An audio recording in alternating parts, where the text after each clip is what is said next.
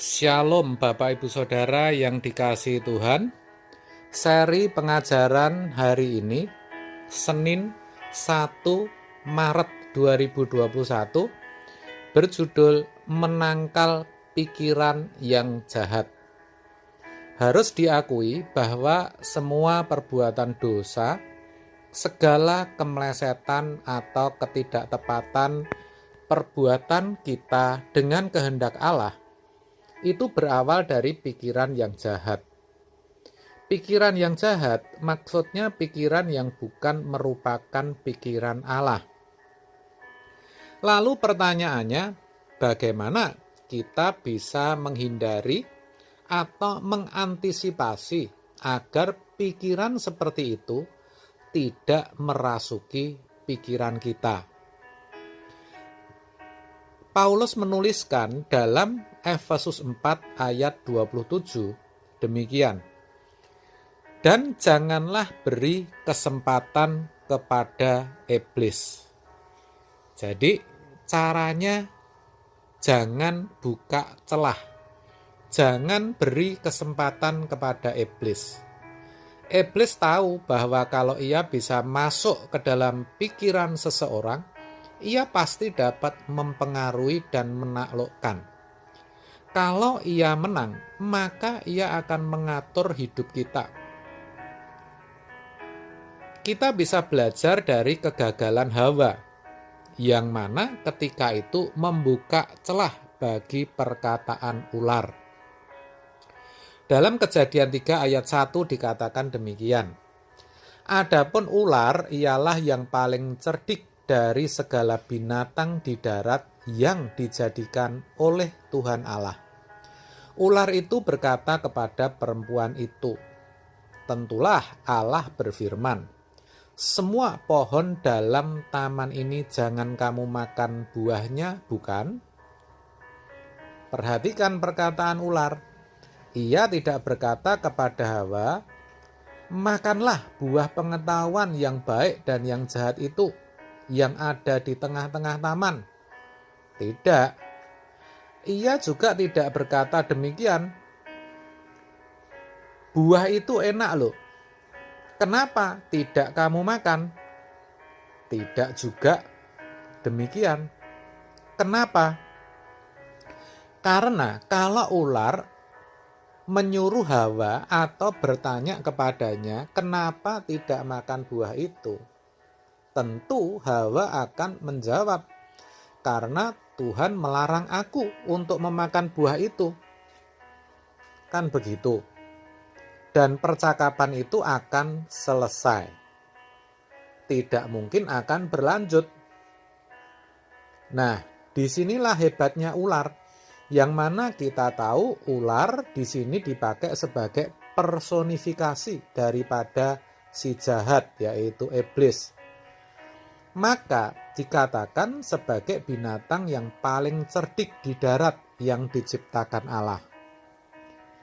Ular berkata kepada perempuan itu, tentulah Allah berfirman, semua pohon dalam taman ini jangan kamu makan buahnya, bukan? Perkataan ini merupakan pancingan. Hawa harusnya tahu bahwa itu pasti pikiran jahat, karena tidak sesuai dengan pikiran Allah. Kan Allah tidak berkata demikian. Harusnya ia tidak menanggapi. Tapi sayang, ia membuka celah. Meskipun ia berkata, buah pohon-pohonan dalam taman ini boleh kami makan. Tetapi tentang buah yang ada di tengah-tengah taman, Allah berfirman, jangan kamu makan ataupun raba buah itu. Nanti kamu mati. Kejadian 3 ayat 23. Sepertinya ia sedang menjelaskan kepada ular dan tidak setuju serta menolak pikiran si ular. Tetapi pikiran jahat itu terlanjur masuk ke dalam pikirannya. Akhirnya apa yang terjadi? Kita tahu pikirannya pun jadi terpengaruh, jadi jahat. ingin menjadi seperti Allah, tahu apa yang baik dan yang jahat. Kejadian 3 ayat 5.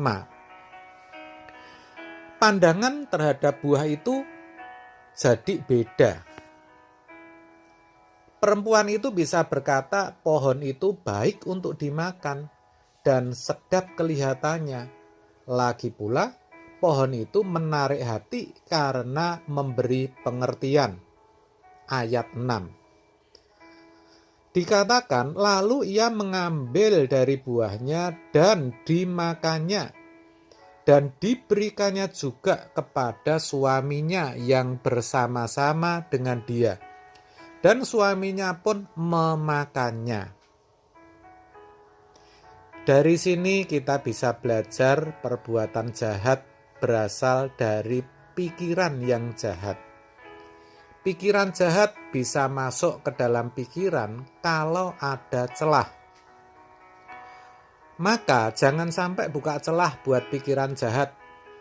Di sini saudara harus mengenal wilayah atau area di mana menjadi kelemahan saudara, di mana saudara sering gagal, sering jatuh.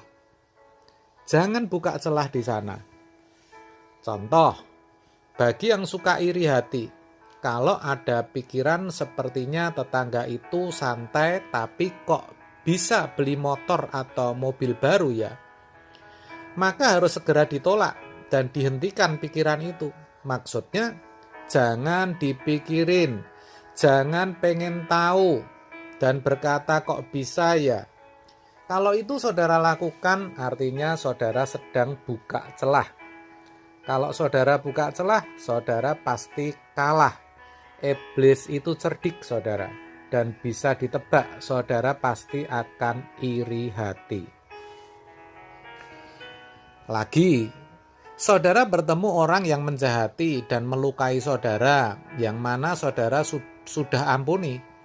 Kemudian pikiran saudara ingat kembali awal ia menjahati saudara.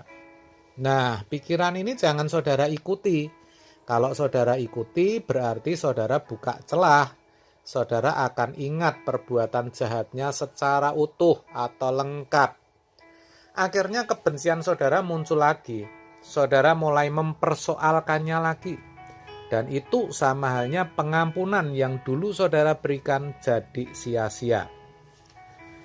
Demikian juga saudara yang sering jatuh dalam pornografi misalnya, kalau ada kiriman lewat medsos atau tanpa sengaja muncul di komputer saudara, gambar yang tidak benar, langsung dihapus, jangan malah diklik.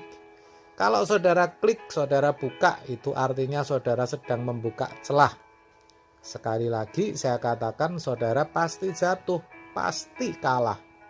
Untuk area yang lain sama, berbohong, mencuri, berzina, pikiran yang maunya menang sendiri, dan tentu masih banyak lagi kelemahan-kelemahan yang lain, bukan? Caranya sama, jangan buka celah, jangan beri kesempatan kepada iblis. Untuk itu saudara harus ada niat dulu untuk tidak jatuh. Lalu biasakan untuk menutup pikiran saudara dari yang jahat. Kalau saudara lakukan hal itu, sama halnya saudara sebetulnya sedang praktek doa Bapa Kami, di mana Tuhan Yesus sendiri yang mengajarkan, janganlah bawa kami ke dalam pencobaan, tetapi lepaskanlah kami dari yang jahat. Saya percaya itu memang tidak mudah, tetapi dengan pertolongan Roh Kudus pasti saudara bisa untuk menangkal pikiran yang jahat itu. Amin. Tuhan memberkati.